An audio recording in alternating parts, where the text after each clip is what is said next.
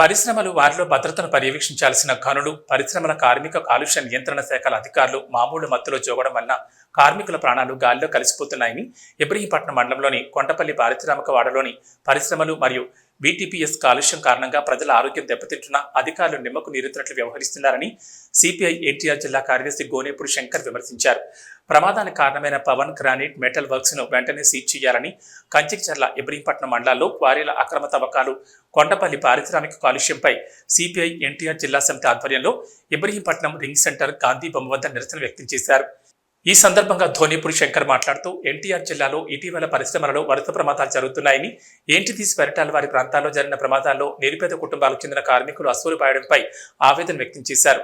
గిరిజన తాండాలకు చెందిన అతి నిరుపేదల్లో పొట్టకొట్టి కోసం పొరుగు రాష్ట్రాల నుంచి వచ్చిన వారు ప్రాణాలు పణంగా పెట్టి వారిల్లో పనిచేస్తున్నారని, ఎండనక వాననక బండరాళ్లు దుమ్మి ధూళి మధ్య కుటుంబాలను దూరంగా పనిచేస్తున్న కార్మికుల శ్రమను పెత్తందారులు దోచుకుంటున్నారని విమర్శించారు.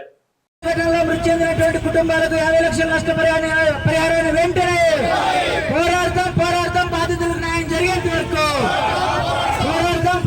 బాధితులకు న్యాయం జరిగేంత వరకు సిగ్గు క్వారీ ఘటనలో ప్రమాదాలు జరుగుతున్నా పట్టించుకునే అధికార యంత్రాంగం సిగ్గు మామూలు మత్తులో దిగుతూ క్వారీల ఘటనలు జరుగుతున్నా పట్టించుకునే అధికార యంత్రాంగం కాపాడండి ప్రజా ఆరోగ్యాన్ని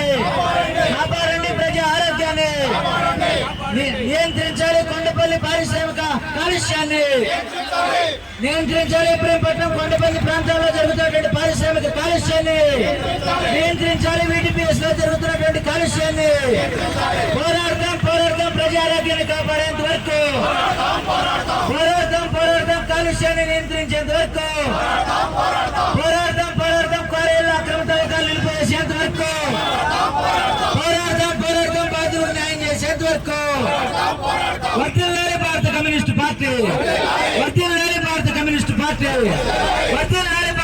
పార్టీ కాపాడండి ప్రజా ఆరోగ్యాన్ని.